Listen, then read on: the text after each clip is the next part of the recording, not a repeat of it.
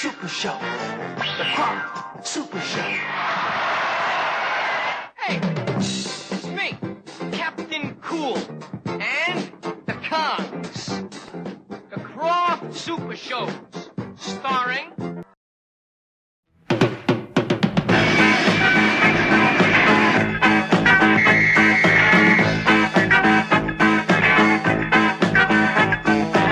Electra Woman and Dyna Girl, fighting all evil deeds.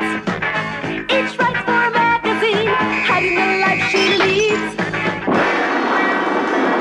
Electra Woman and Dyna Girl. Summon to Electra-Base by Electra, come they wear. Laurie and Judy dare to face any criminal anywhere.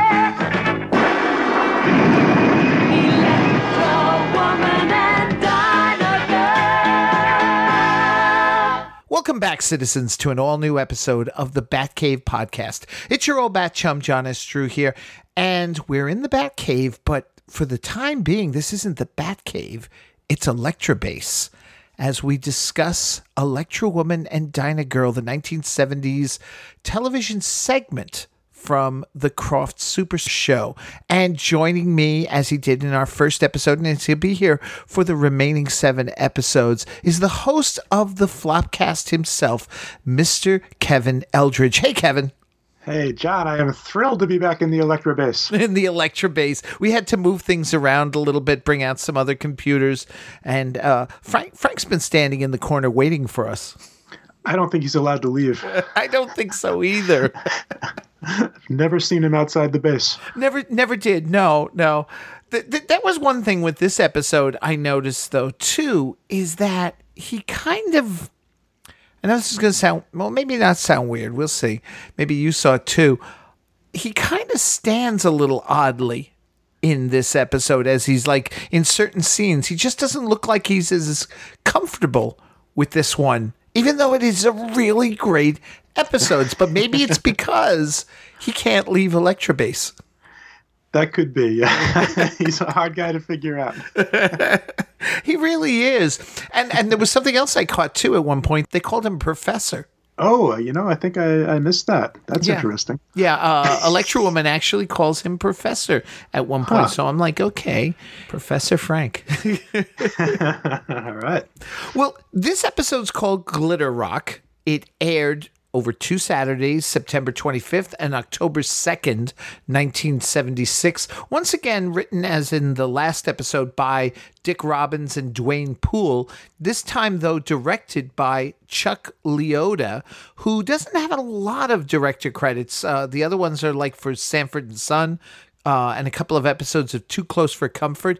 I would say his biggest claim to fame was he was an assistant director for the pilot episode of Ellen, the Ellen DeGeneres comedy in the 90s. Oh, okay. Yeah.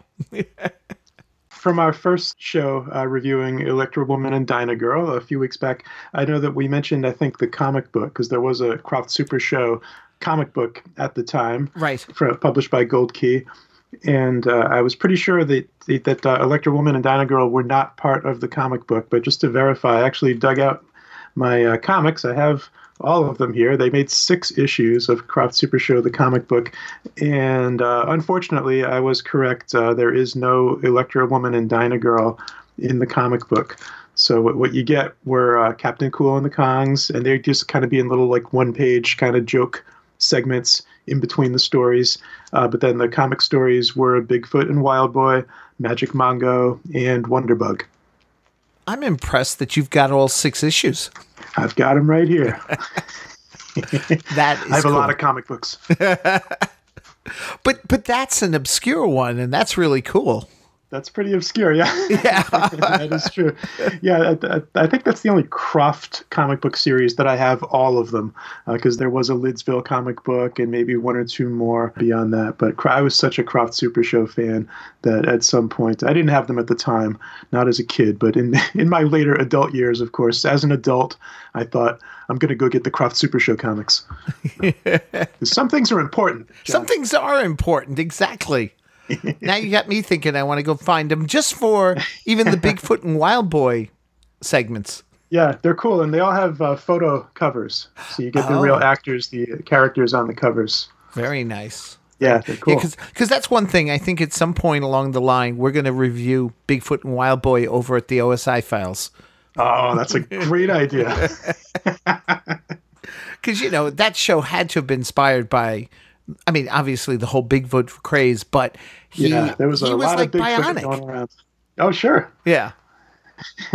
Although I don't remember if they actually referred to him as bionic. Was on Bigfoot and Wild Boy, was he...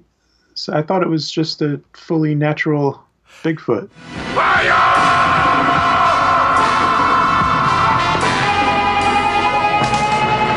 Well, the thing is, though, every time he would run or do a jump, they gave him a very pseudo-bionic sound effect as he jumped. That's true. They do the special effects in slow motion. Yes. And similar sound effects. So I guess they just figured, well, I guess that's what Bigfoot sounds like. Because we saw it that way on the $6 Million Man. Exactly. I don't believe it! They move almost as fast as Bigfoot! I don't think the Bigfoot in Bigfoot and Wild Boy had any robotic parts to him that I can recall. Yeah, I don't remember them saying it, but at the same time, I know that it was exactly around that same time, and it was like bionics were hot, and Bigfoot was out, and not just on 6 Mil, but elsewhere too. It was a big phenomenon. Bigfoot was everywhere in the 70s, absolutely. Yeah, exactly. Yeah. Now, before we talk about this episode, I just want to take a moment, like we did last episode. We talked about Judy Strangis. I want to talk about Electra Woman herself, Deirdre Hall. Now, I get it that everybody knows her mostly from Days of Our Lives, and I think she's still doing it to this day, right? As far as I know, yeah, and I'm not a soap opera viewer. I don't think I've ever watched a daytime soap opera in my life. Yeah. Wow. That's a foreign world to me. And so I learned at some point, I knew the name Deirdre Hall and that she was a famous soap opera star. But that's about as far as I go with Deirdre's soap opera career. But yeah, pulling up the IMDb page though for Deirdre, it says 1976 through 2019. Wow. And over 2,000 episodes. Wow. Yeah, because so she must just be like a legend in the soap opera world. I guess, and yet, she's been doing other things. She did some Hallmark movies and stuff, and she managed to move away briefly to do like Electra Woman and Dyna Girl, be in that series. And then shortly after that, in the 80s, and this is where I knew her more for, the NBC series Our House.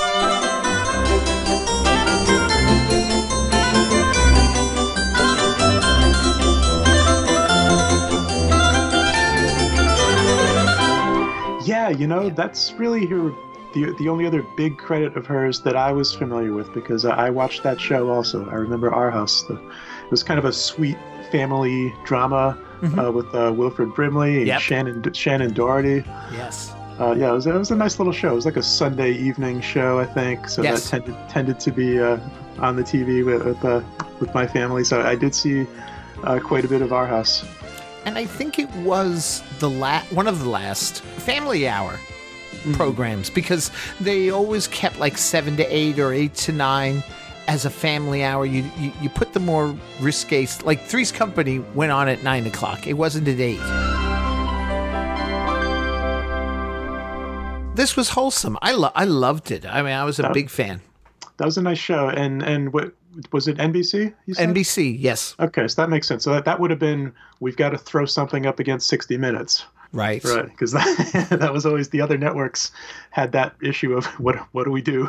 Yeah. Sunday at 7 o'clock against 60 Minutes. So you try to counter program. Exactly. So, yeah. With the kind of opposite type of a show, and it lasted a couple of years, so I guess it did okay. Did okay. I forget what ultimately, if it was ratings or what that ended it, but yeah, it did okay. I remember, like you said, I remember watching it. Now, she also did, and I was surprised about this when I saw IMDb, because I don't remember this, and I'm a big Emergency fan. She did about 8 episodes as the same character, a nurse at the hospital. Oh, okay. Yeah. Yeah, so it could have been a relatively minor recurring part then. Oh, yeah, I'm sure. Sure.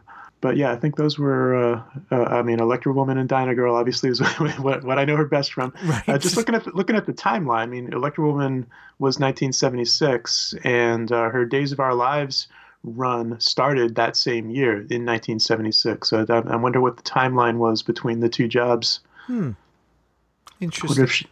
Wonder if she was doing both at the same time for a period, which Wesley Ure from Land of the Lost was doing that as well. He was on soap opera and doing a Croft series. Right. Or it could be that she did Electra Woman first and then jumped straight into the role that she's been doing for 43 years now. 43 years. Well, it's funny, too, because if that's the case, I don't think she had the kind of strain the way Wesley Ure did, because he was doing 16 episodes a season of Land of the Lost compared to her 8 that she did, which wound up being segments. Yeah. You know? Since they only did 8 full-length episodes, right. I imagine that this was knocked out in a couple of months. Right. That was it. This was a very brief blip in Deirdre's career, certainly. And I think from what I've heard, at some point at least, she was not particularly interested in discussing Electra Woman and Dyna Girl. It's not something that she was really happy, with embracing that part of her career. And I don't know if she ever has softened up and lightened up about the role at some point, or if she still would rather not talk about it to this day. Not sure. It is amazing. Here we are 40 years later on a podcast talking about it. Yeah, I think we mentioned on the last show that Mark Evanier, the comic book and the TV writer, had the costumes. He found the Electra Woman and Dyna Girl costumes just being thrown away at the studio, and grabbed them just to save them from being destroyed, and returned Judy's costume, the Dyna Girl costume, to her. But as far as he could tell, Deirdre Hall had zero interest in being reunited with the red and yellow Electra Woman suit. And so I think Mark Evanier still has it. And I don't think it's his size. No, I'm sure it isn't. Now, that's something else, too, I noticed in watching this particular episode, that they seem a little more comfortable. I don't know what the shooting order was, if this was in the actual order of broadcast. It's not like this had any sort of continuity that you had to worry about that too much. But I felt that they all seemed a little more relaxed. And in particular, I was noticing, and we'll get into this as we go through the story itself, a little more of the nuances that almost like I smiled and said, that's almost like what Adam and Burt would do. Yeah. Yeah, and maybe having a different director is part of that. That can really, in subtle ways, really change what the actors are doing. That's true. Yeah. All right, so let's talk about the episode itself. We open, and I love right from the very beginning, because the narrator with his, he really brings down his tone as he's talking about the seedy side of town. In a seedy, rundown section of the city, a theater, its stage once graced by the superstars of days long past, stands forgotten and abandoned. No longer is it filled with the sounds of laughter and applause, only with dusty cobwebs and an oppressive silence. Silence? Is that music, or is it merely the echo of past triumphs? And I've got to admit, I think this may have been the first time I ever heard that phrase. Yeah, was there? I don't remember. Was there this much narration in the first episode?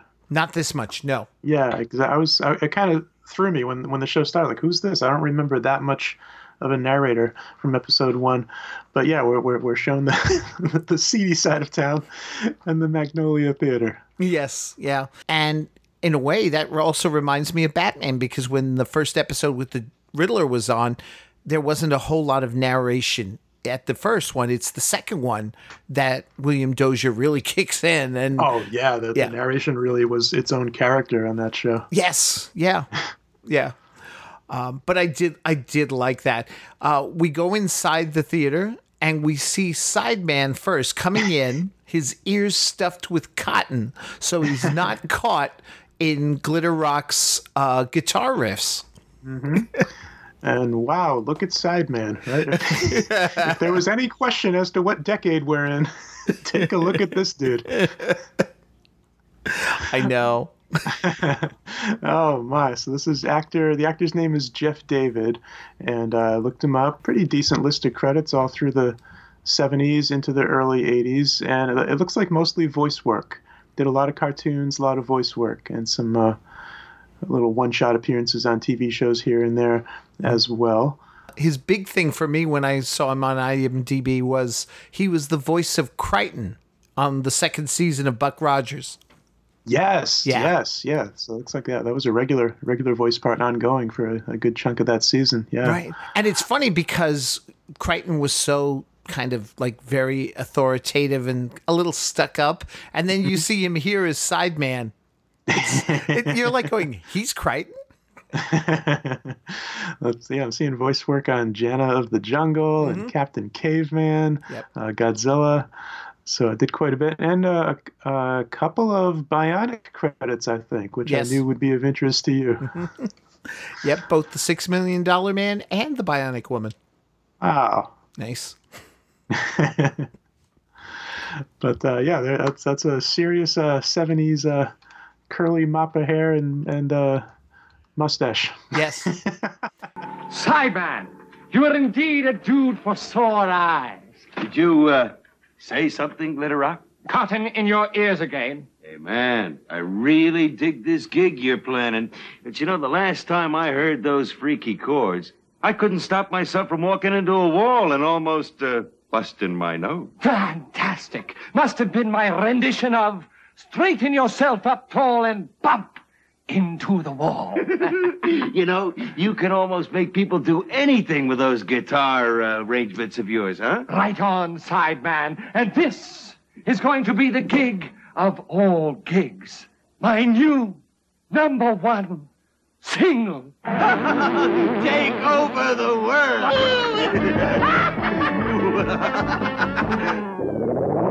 Now, here's the funny thing. You could see his face throughout the whole episode, but Glitter Rock was wearing those big glasses, so it's kind of hard to make out his face. Yeah, he's kind of lost inside that crazy costume. Yeah.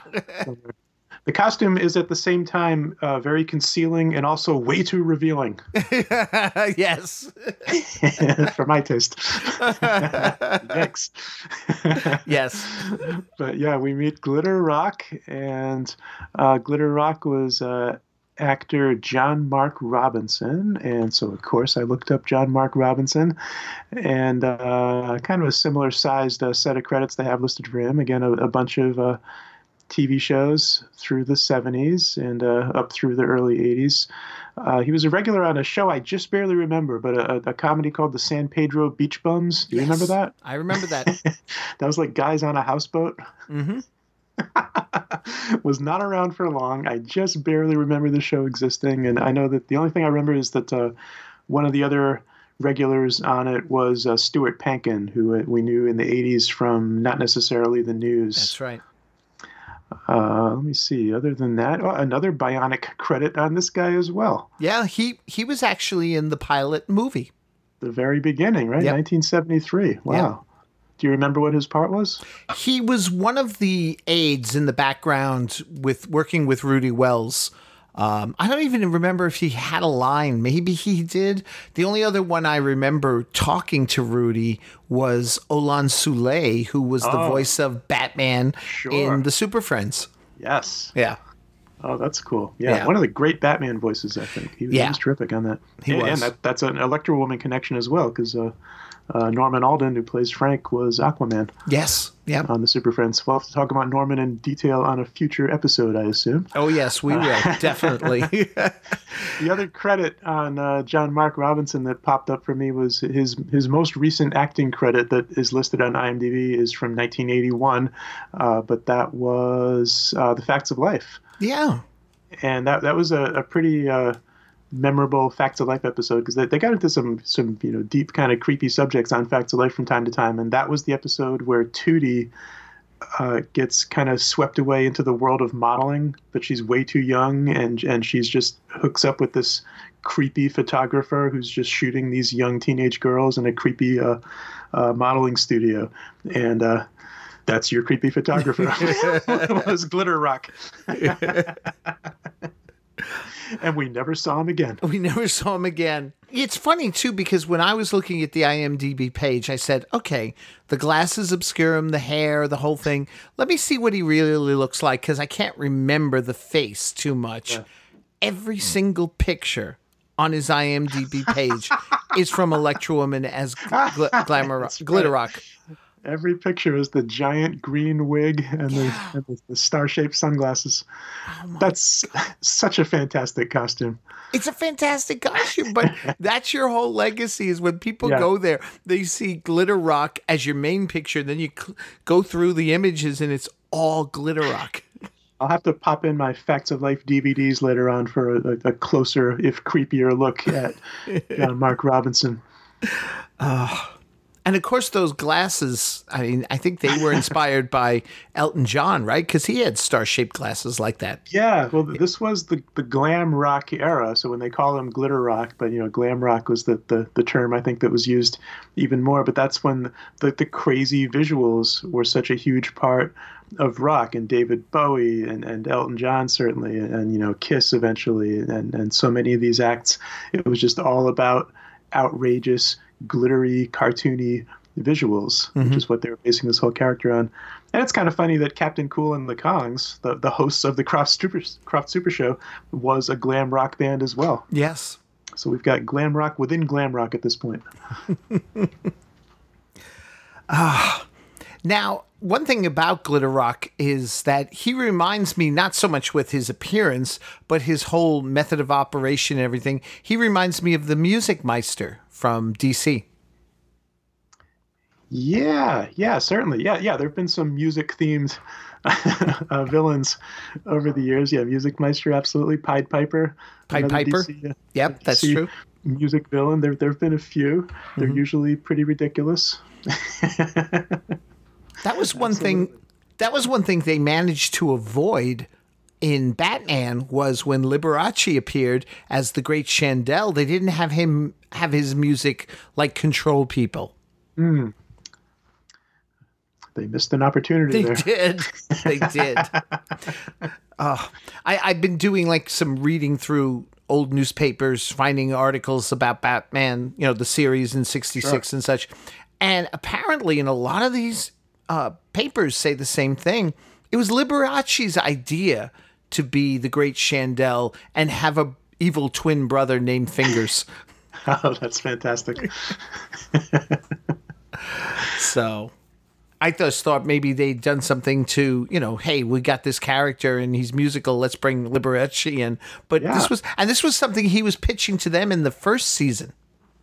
Oh, wow. He really wanted to do some Batman. He did. Yeah. As I guess a lot of people did, right? That was even among big stars. Everybody wanted to be a special guest villain. Either be a special guest villain or even just do a walk-on or the window scene. Pop up through the window. Yeah. Now, what's interesting about this episode is it's a lot of cuts. They jump back and forth a lot. They're quick scenes here. I noticed that same thing. And again, maybe this was a different director had a hand in this, or maybe the editing was different. But yes, super quick cuts. The shots of Frank back at the base, and there are scenes that are like literally, 4 seconds. Right. Yeah. We are introduced to King Alex X of Turenberg, who has come to the United States for a high school reunion with his classmate, Laurie. Yeah, that was a lot to swallow all at once. That was a lot of weird information to be clobbered with as that scene unfolds.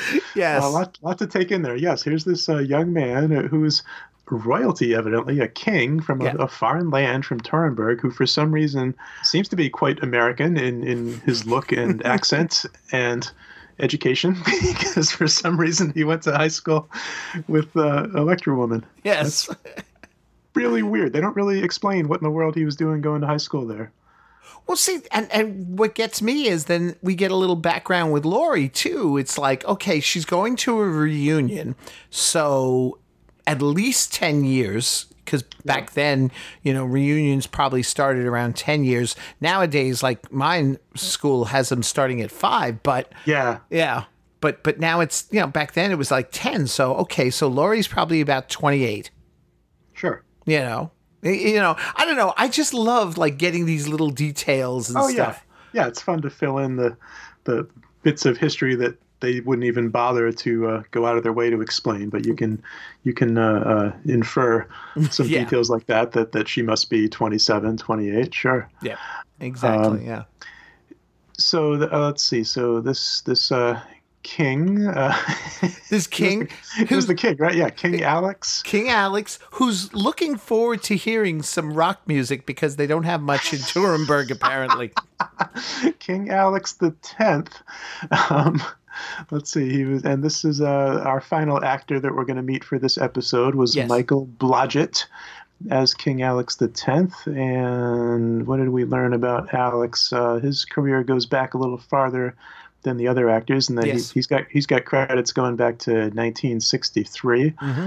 And he looked very familiar when he came on screen to me. Like when I saw that guy, I was like, where do I know that guy from? And after going through IMDb, I cannot answer my own question. None of these credits pop out at me as somewhere that I would remember him from in particular. And so I think he might just have one of those faces that he sort of reminds me of some other actors. So kind of a scattered career of picking up some roles here and there. Alfred Hitchcock. He did one episode of The Munsters. Some fun credits like that. A Bonanza. Marcus Welby, and his final credit as an actor was in 1988. He did some writing as well because he has a pretty impressive writing credit, and then he's one of the writers of Turner and Hooch, the Tom Hanks movie. Oh, that's interesting. Yeah. So had some success several years later, but that's all. Nothing was really popping out at me from his list of credits, but that's Michael Blodgett, and he's a king who strangely went to high school in America. Yes. Now, is it possible what or who he reminds you of is Doug McClure? It's the blonde from the People's Court. Is that him? No, wait a minute. Who do I know? Who am I thinking of then? I'm thinking of the one who was in those like sci-fi movies in the 60s and 70s, the lower budget ones, blonde, beach looking. Okay. I'm pulling up Doug McClure now. Yeah, that is definitely a similar looking actor that we're looking at. Yeah, I'm not sure. From Out of This World. Oh, there you go. Okay, yeah, there you go. So was he the father on Out of This World? Yes, I guess that was the syndicated sitcom from the late 80s or early 90s with the little girl from outer space. That's right. He was the Earthbound one because the Spacebound one wasn't that Burt Reynolds? Yes. Yeah. Yes. I was not a viewer of Out of This World, but we've discussed Out of This World on the Flopcast because my co-host Cornflake was more in the demographic for that show. So yeah, Doug McClure, that's just a similar kind of working character actor with a lot of credits. So yeah, I definitely saw him around here and there. So yeah, there were these guys that just had that look and got a lot of work popping up in shows like this. Right, exactly, yeah.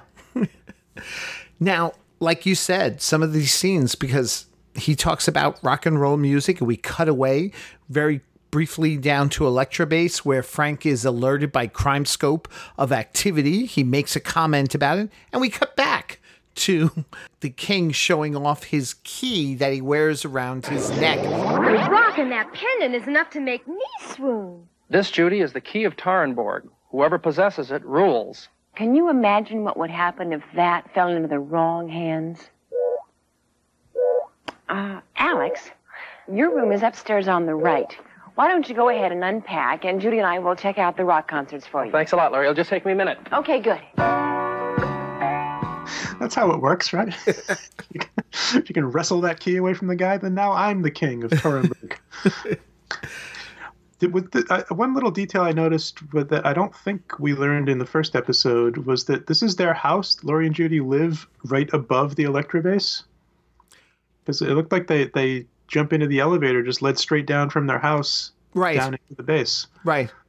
Well, it's definitely Laurie's house because later on she makes a comment that the king is in Laurie's house. Right. She says. So it's definitely Laurie's house. Now, I don't know if Judy lives with her or what, but it's possible. Sure. Yeah. I think I either missed that or they didn't establish it in the first episode that was her house. It was right above the Electra-Base. No, right. She still never lets Frank out of the basement. Yeah, see, because from the first episode, I assumed it was Frank's place. Right. You would think. Yeah. It just keeps getting weirder. It does.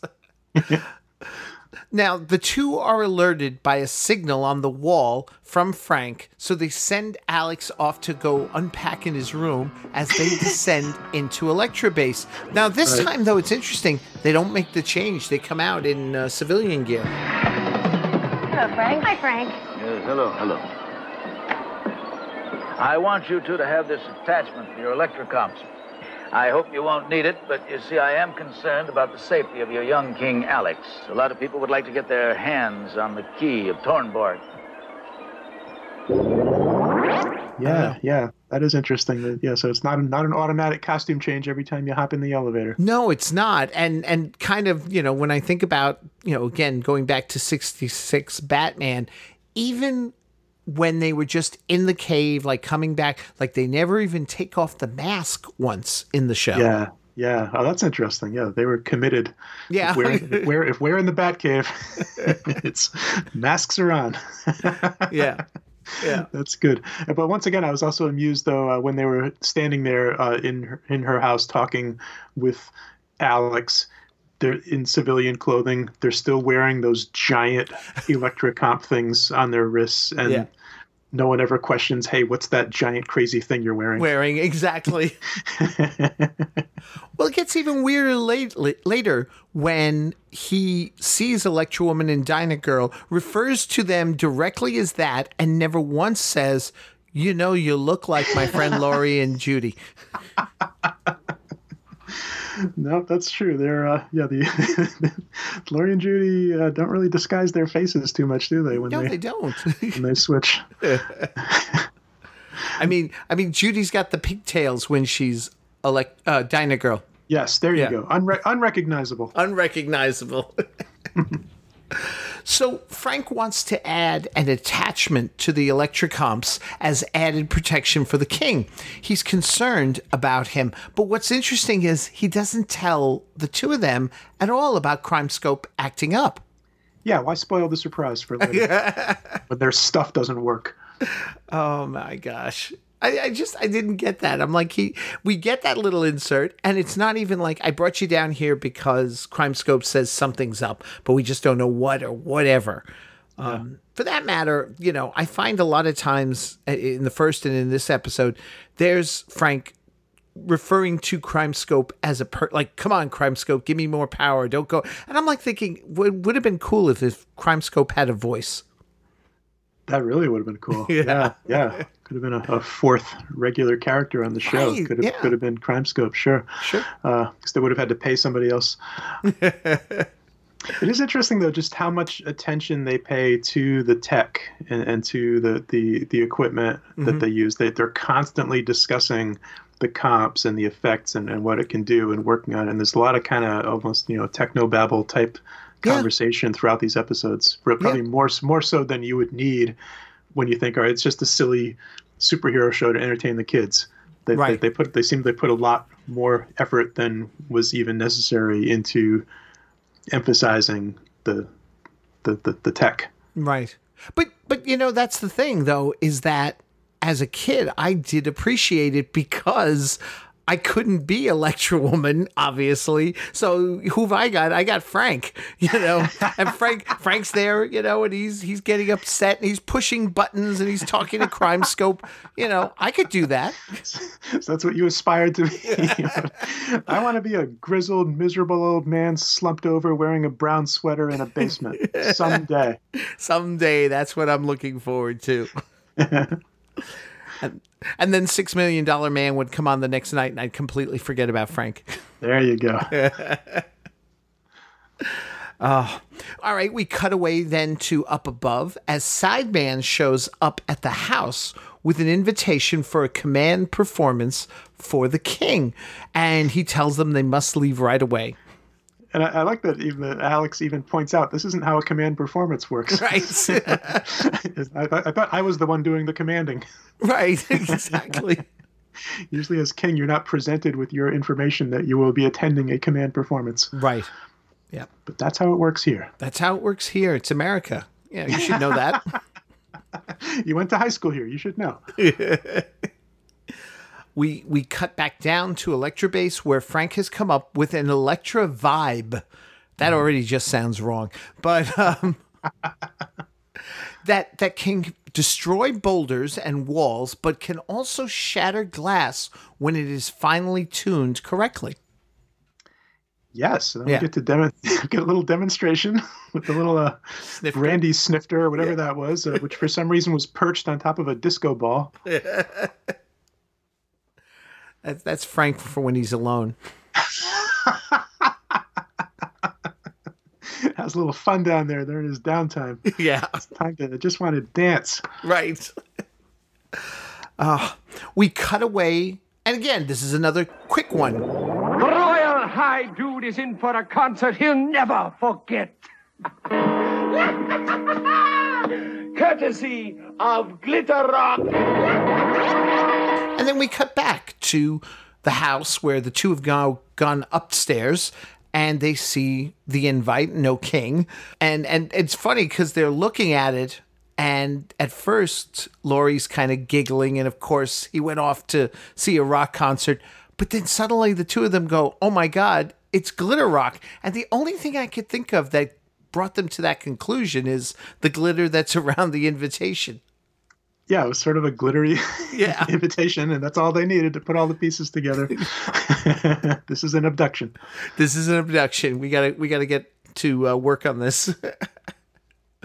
So they go back downstairs, make the change, and Frank has actually been able to find the king's location through CrimeScope, who has worked out where he is, and programs the trip for the Electra car, which I thought was also a nice little touch. Yeah. He mentioned putting the electric car on direct drive. Yes. Right, to kind of track automatically to where they have to go. Right. That's convenient. So GPS before GPS. Remote sensor scan has picked up a trail. Put the electric car on direct drive and we're on our way.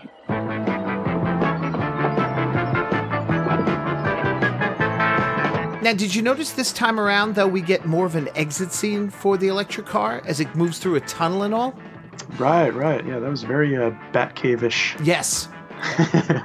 Yeah, I don't ever remember that when watching the series. I always just remember them getting in the car and then next thing just shooting out of the tunnel. But going through it was pretty cool. Yeah. We cut to Glitter Rock where he begins his concert. And we're treated to some really trippy effects as Glitter Rock sort of spins around in a fetal position. He's playing his guitar in midair, superimposed over Alex's face and his eyes glowing. And Glitter Rock starts chanting, he wants the key. Yeah, that was intense. Oh, those eyes. The eyes, yeah. You know, at first you're watching Glitter Rock at first, just spinning, and then all of a sudden you look and you go, oh, wow, look at his eyes. It actually reminded me of an episode of What's Happening from around the same time, the old the sitcom What's Happening. There was an episode the Doobie Brothers guest starred on. Yes. And so there's a scene at a Doobie Brothers concert, and they're kind of showing the image of the band, and then they kind of do these weird, freaky 70s lights and stuff, and they cut to Dee, the little sister, just a super close-up of her face, and she almost had those same hypnotized eyes like King Alex. Wow. I remember that. That was a 2-part episode where Rerun was trying to tape the concert. Rerun's taping the show. It's going to get in a heap of trouble. Yep. Stand by for the What's Happening podcast in 2021. Let's do it. Because there you've got 3 seasons of that, and then What's Happening Now. What's Happening Now? Yeah. The sequel series. Love it. I will hold you to that, John. I'm ready. Oh, right now there's somebody out there going, yes! Yeah. That's what the world's been waiting for, right? A couple of white guys breaking down each episode of what's happening. What's happening? There you go. Oh. Yes, if I said What's Happening podcast, what's the one thing you wouldn't think you'd see on it? Oh, man, that was a great show. It was. It was fantastic. I loved it. So the two pull up to the theater, and I was trying to figure out where exactly it's located, but I couldn't make anything out to get, like, you know, an exact idea where. Because it's got to be in Los Angeles, obviously. Yeah, and you could see quite a bit of, it just looked like a regular hunk of the city. Like some of those shots, you could see a good chunk of the road beyond and other buildings and stuff, which was kind of interesting. Yeah. Glitter Rock sees them coming. He tries to control them with a C chord, but I like this. Dyna Girl knocks the guitar from his hands with her Electra vibe. Yeah. Yeah. That was pretty cool. You know, it wasn't Electra Woman doing it. She lets Dyna Girl do the work. Glitter Rock then runs off. And Electra Woman, and I thought this was interesting because she's like, okay, we're going to go after him. And she turns to Alex and she goes, stay put this time. Yeah. Oh, yeah, this time. Right. He didn't catch that. Alex is not much of a deep thinker, so he's still not going to figure out their identities. Right. I was amused by some of Glitter Rock's dialogue, though. I thought was pretty funny. That he was the sorcerer in the first episode. There was some term he used to refer to the ladies. Oh, the voltage vixens. Yes. And this time we got hick chicks. He said it's those hick chicks. Then as he makes his big exit, though, he yells, "Sorry, Super Chicks, that's the show for today." That amused me, again, because this is part of the Croft Super Show, and Captain Cool and the Kongs, one of the members, is named Super Chick. Right. Yep. Oh, yeah. Yeah, he had good lines, and Dyna Girl had some good lines, too. Yes. There was something, like, when she first got there, when they were leaving, she said something like, they're not playing your song now, or something, and then later on, when they pulled back up to the theater, she's like, I've seen this show before. I don't know, things like that just reminded me of Robin. Yeah, they gave her some clever stuff to say. Yeah. They follow after Glitter Rock using their sensor scan so that they can see his footprints more clearly. Those are some goofy looking footprints, though. Yeah, he's got some big feet.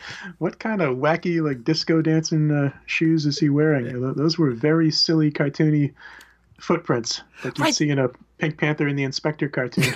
They didn't look like they would be like platform shoes that you'd expect to see on a glamour rock guy. Yeah. You know? Yeah. No, it almost looked more like a set decorator just frantically drew these goofy cartoony footprints right there on the floor for them. What about that staircase, though? That they go down that spiral staircase, and it was just shaking violently through the whole scene. Like, that staircase, they did not really secure in place on that set. Well, I had to wonder, was that something they just put together quickly, or was it actually part of the studio in a corner or something? Like, you would go up to the rafters that way or something? Because you're right, it was very rickety. Everything else around was just black space. So it was, and it was a tight shot. So I had to wonder that too. Like, was this built just for this scene or what? But no matter what, it didn't look very safe. Oh, it almost looked dangerous. It was just wildly rocking back and forth as our two actors have to climb down this thing as it's just shaking violently like an amusement park ride. Yeah. And just continued to shake back and forth behind them as the scene went on. I don't know if that was just a matter of just how quickly they just slapped that thing together for the scene, or if they thought, well, it's supposed to be an old worn down theater, so let's have the staircase be shaking like that. Mm-hmm. Yeah. In any event, it amused me. Now, the rest of this piece here leads up to the end of part 1, and it's a little oddly either directed, edited, both. I don't know how you want to, put it, but the two run into this area where they're momentarily stunned by Glitter Rock's music. Frank tells them to use their electric comps. They appear to do so, but they do it off screen because the next thing we see is them running into a hall of mirrors. And there's a nice little Batman and Robin moment there as they bump into each other, are startled because their backs were kind of turned to each other, and they smile before running off. And that was a nice touch, but at the same time, I was like, you set up a whole hall of mirrors and you did nothing else with it. Yeah. It looked like an elaborate Hall of Mirrors sequence was about to kick off. Right. So it's like, nope, keep moving. And they do. They run off. They're warned by Frank about this electric eye in the hallway that would have led them into a trap. So they go crawling under it. Unfortunately, Alex, who didn't stay still like he was told to, comes stumbling into the hallway, and he crosses the eye. So the walls on both ends of the hallway close and start to move towards them. And unfortunately, they can't do anything about them because CrimeScope can't get enough power through the walls because they're made of glitteranium. That's so far down the periodic table that who among us knows much of anything about glitteranium? Oh man, it was so. It's like I look at it and go, oh, this is cool. But like, it was so fast, just like everything else in this episode. That's the only thing I would say is like the weird cuts. It doesn't take away though from the enjoyment because Glitter Rock is an awesome villain.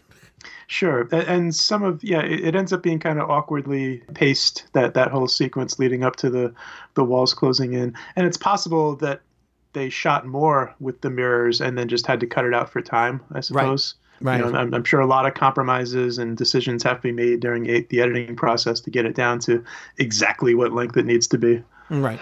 It looks like we're in for a tight squeeze. You're going to be two very thin chicks and one very tall dude. It appears that Glitter Rock has succeeded. We'll be right back with part 2 of Electra Woman and Dyna Girl.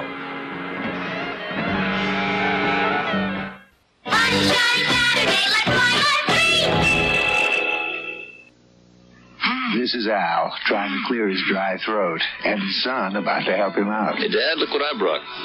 Lifesavers. Hey, butter rum. I used to bring them when you were little.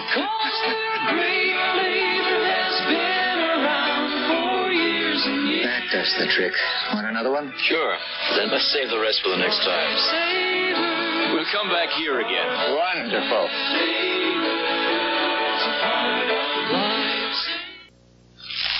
Presto. Presto. It's the Presto Burger, electric hamburger cook. Broils a juicy hamburger in about a minute. Presto. No splattering, no smoke. Cleanup is easy. Just wash and wipe. Presto. A hamburger in a minute for snacks, lunch. Anytime anyone wants a delicious hamburger fast. Presto! The Presto Burger, an original from Presto. Join the cause. Bill Cosby with guests Marlo Thomas, Muhammad Ali, Betty White, Tony Randall, and Bigfoot. Then a top secret plane vanishes. Kelly, eject. And so does a top secret scientist. Farrah Fawcett Majors guest stars on The $6 Million Man following Cause. Tomorrow on ABC.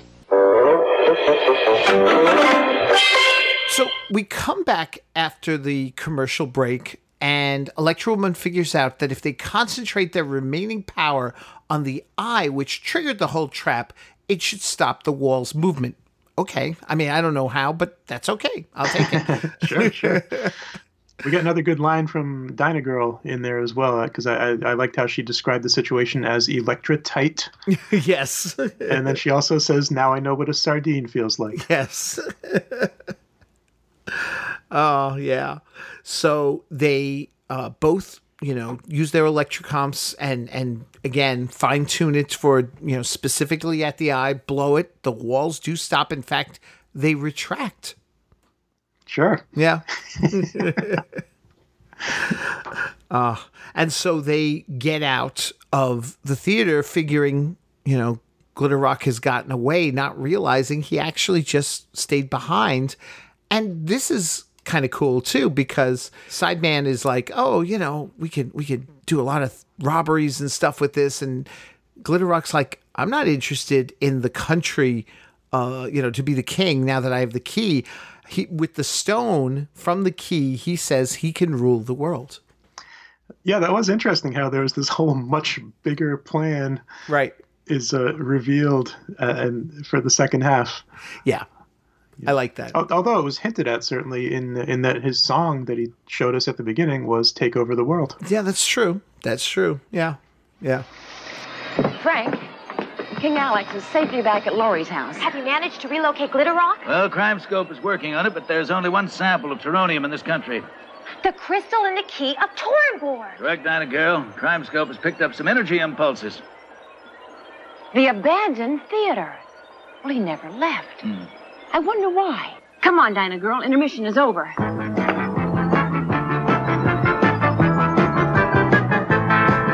And you know, that was not a throwaway line. I mean, we will get the reason why. It's a good thing to wonder. One thing puzzles me, Dyna girl. What's that? Well, Glitter Rock has the key. What good is it going to do him in the theater? So we do learn why he didn't leave, because he's got a satellite that he's going to launch from the theater using the stone, which will then, you know, as power, and then the satellite will transmit his music to put a spell on the entire world. And they set off a 1-minute countdown. Love it. I love it. Yeah. No, and it makes sense. It's like, you know, I couldn't leave. I couldn't abandon the place. There's my satellite. So Glitter Rock, though, sees Electra Woman and Dyna Girl approaching again on his monitor. He gets them in a trance with his music. And I got to say, they do, you know, like possessed or dazed really well, the two of them, as they're you know, guided by his music. Yeah, there's a close-up shot of Yes. Dyna Girl where she looks frighteningly hypnotized and Yes. zombified. Yep. Yeah, they did a great job with that. Yeah, they did. They did. Meanwhile, Alex still can't listen. He leaves the house saying it must be him that gets the key back. He's not accustomed to taking orders, I suppose, being the king. Yeah, that's true. That's true. Now, this was scary because it's not only just what he was going to do to them, but it was also how he went about it, because Glitter Rock sends the two of them into the rafters of the theater where he wants them to hurl themselves to the ground. Okay, that's horrible and everything, but he allows them just enough awareness, and he says he's changed the chord or something just a little, so they're aware of what they're doing, but they can't stop themselves. That's horrific. That is pretty horrifying for a kid's show. You know, it's one thing to say, oh my God, that's terrible, but it's like at least they were clueless about what they were doing. But you're like standing there and it's like, and I can't do a thing to stop it. Yeah, wow. I hadn't even really thought that through, but that is a whole other level of horrifying. Yeah. And it makes him all the more menacing. Sure. Yeah. Yeah. Gotta take Glitter Rock a little more seriously. Yes, exactly. Don't mess with Glitter Rock. So Alex arrives, though, just in the nick of time, pulls the speaker that's playing the music off the wall. So as the two are falling, they activate their electrogravity beams and float to the ground. Yeah, man, just in time. They were mid-fall. Yes. Electra Woman has to announce Electra degravitate. Yes.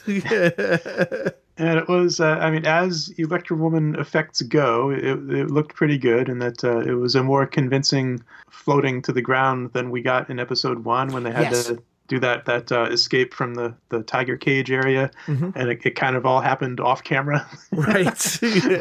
This time they figured out how to get a little bit more of an on-camera effect. Yes. Now, this gets interesting. Frank calls them and says that the signals from the stone are muffled or something because it's surrounded by a space vehicle. I mean, he's very specific. He uses technobabble at first to explain it, but then when he puts it into English, he says it's surrounded by a space vehicle. Right. So just the satellite, I guess, that just things that are meant to travel through space, just emit some sort of a field around them, just by the fact that they are meant to travel in space. Right. I'm not going to think too hard on this. I know, exactly. And I love this ending because Hurry, Glitter Rock, hurry, man. They're heading right to the pad. Let them come. 6, 5, 4. They'll never catch me now. 3, 2. Hold it, Glitter Rock. Hey. Electra, terrific. Too late, Electra-Chicks. 1. It's too late. It's too late. It's too late. It's too late. It's too late. Hey, fans. Time for a news flash. My teronium-powered satellite is about to put the entire world under Glitter Rock's control.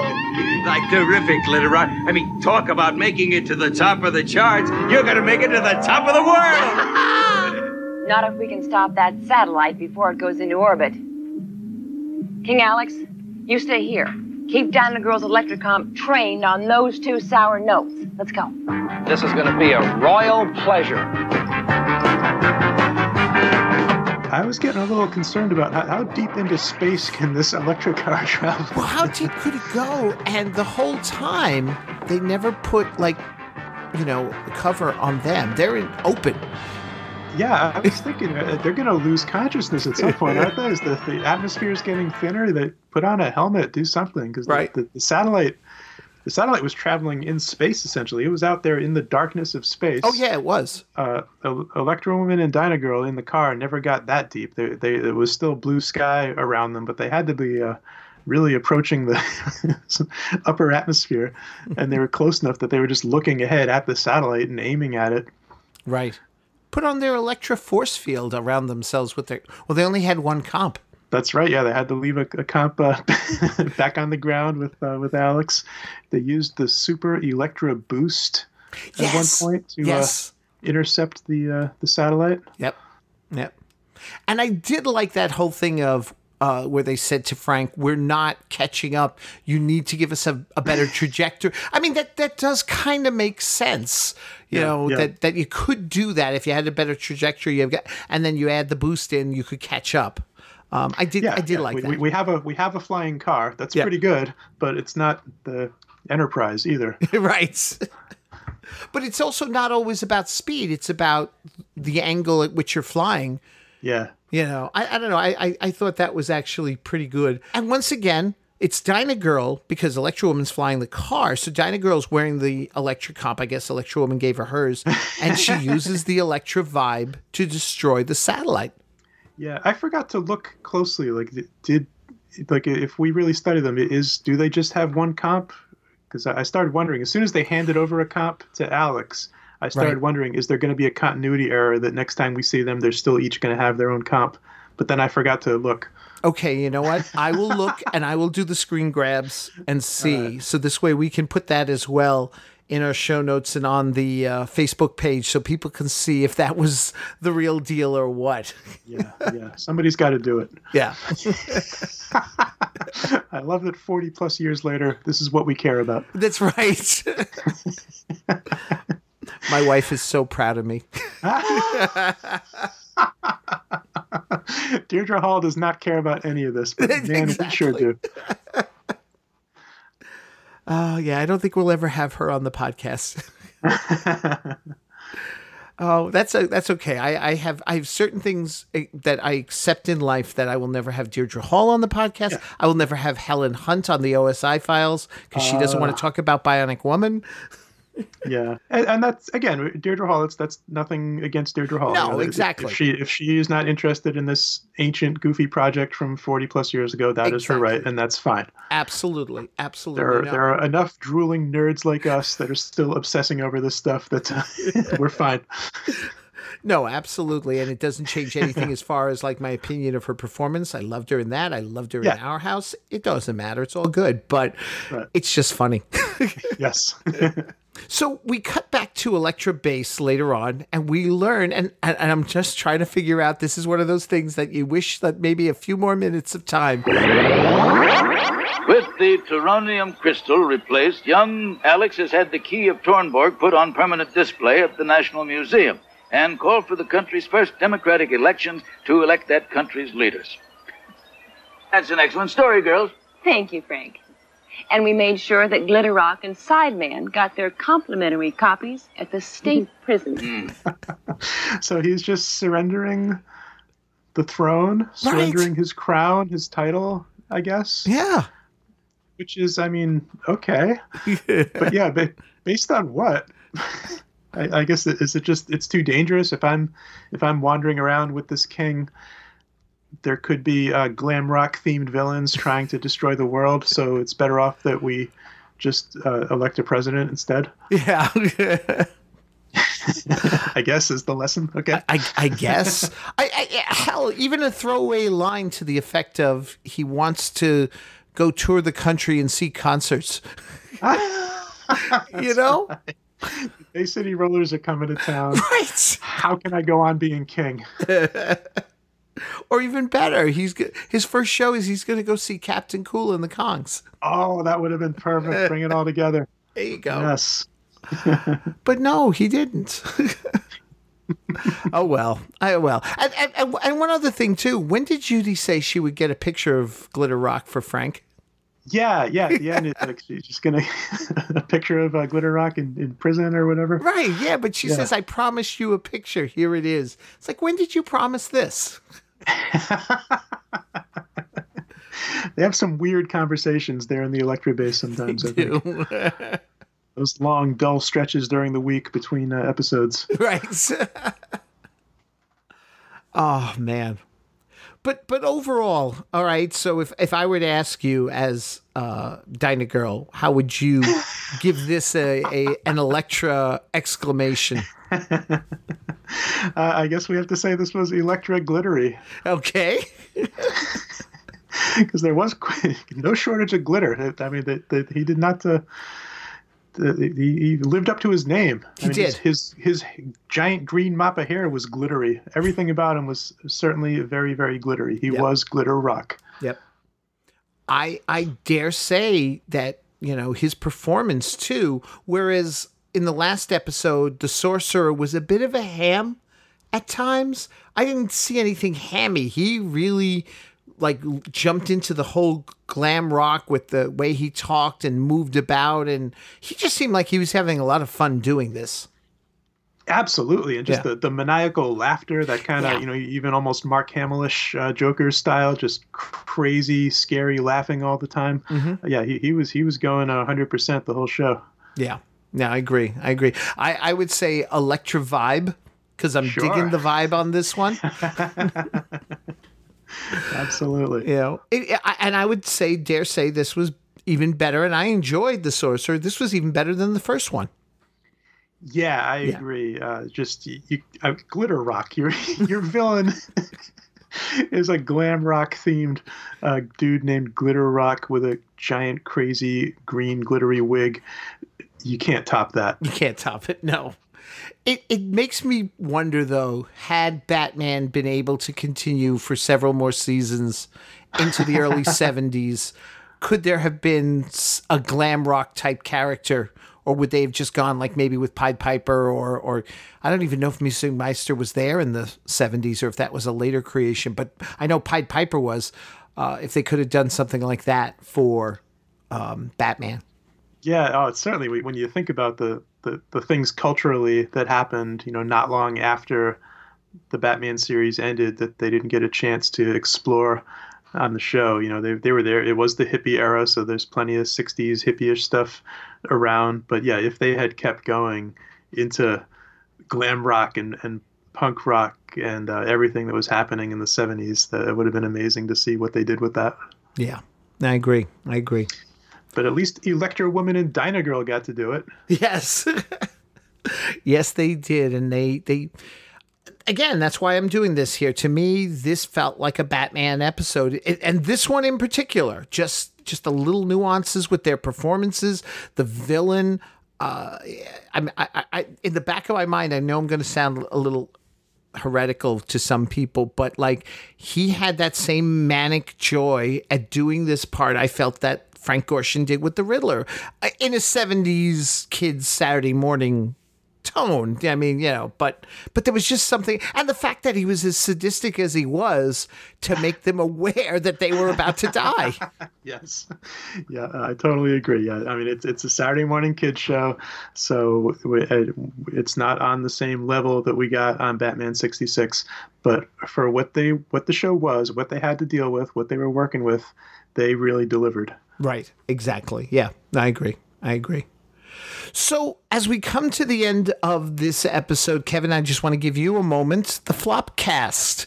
Yeah, wow, we are still doing the Flopcast every single week. We just can't figure out how to stop it. We're coming up on 7 years. Wow! In just within the next few weeks, I think we're going to hit our 7-year anniversary, and it's been literally every single week, all that time. And yeah, we're just goofing around every week. It's a very silly, very geeky show, and we're talking about conventions and comics and cartoons and stuff like that all the time. And a lot of music talk, actually. Speaking of Glitter Rock, we go to concerts all the time and always report on our latest concert adventures. And actually, one of our recent episodes that's probably going to be out around the same time that this show comes out is we just did a show in which another segment from the Croft Super Show is discussed for a few minutes, and that is Wonderbug. We kick around, not for long, but Wonderbug gets a few brief minutes of conversation on a very recent Flopcast episode. Very cool. Very cool. Yeah. Yeah. Now, have you shown Cornflake any of the material from the Croft Super Show? I've never actually sat her down and pried her eyes open like Clockwork Orange and forced her to suffer through Croft stuff. We've certainly talked about it a lot. I don't know that she's actually seen much actual video of this stuff. She hears me just whine about it nonstop. So she's certainly familiar with all this goofy 70s stuff. She's a little younger than us.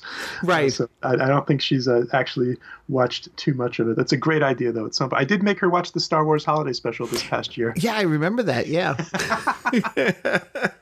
So yeah, at some point I will. That's a great idea. We're going to have to show her some Croft. There you go. All right, then. And you can find the Flopcast, iTunes, Stitcher Radio, a lot of the great podcasting venues, also through the ESO network and at flopcast.net, correct? Yeah, that's exactly right. We are part of the ESO network. Very nice. Yeah, very cool. I like the way you do now. It seems like if you don't stay, because you got the promo for one of the ESO shows, and then when the promo's over at the end, there's the after show. Maybe. I don't know what you mean, John. I don't know what you're talking about. A secret after show on the Flopcast? That's crazy talk. Well, Kevin, once again, thank you so much for being here. This is so much fun, John. I'm thrilled to discuss these goofy old Saturday morning shows anytime. So thanks for having me. I look forward to getting through the rest of this wonderful show. And we shall, as we come back next month, to talk about the Empress of Evil, who kidnaps Dyna Girl in the next episode. Electra, wow. Yeah. Now, will we be sitting there and going, she's no Glitter Rock? That's how I'm going to judge everyone in my life from now on. I think so. I think we need to just look at people and go, yeah, you're no Glitter Rock. Can anyone among us measure up to Glitter Rock? I don't think so. It's all downhill from here. That's it. I don't know. What's the point of podcasting anymore? So until next time, folks, thank you so much for listening. Once again, Kevin, everybody listening, take care. See you next week on the really cool Croft Super Show. Don't get left behind. Take a trip with us today. We will lead you to a land of dreams. Croft has some super shows. They will blow your mind away. When you join us, you'll know why we say it's just a crazy world where anything goes down.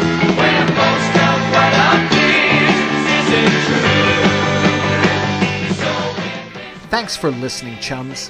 I don't have a bat phone, but you can contact the Batcave Podcast through its Facebook page, Twitter, email at thebatcavepodcast@gmail.com. Subscribe to the podcast via Libsyn.com. That's LIBSYN.com. Or through iTunes. The Batcave Podcast is part of a series of pop culture podcasts from the Chronic Rift Network. Find them at chronicrift.com. So until next time, citizens, same bat time, same Batcave Podcast. Super Show. The Super Show.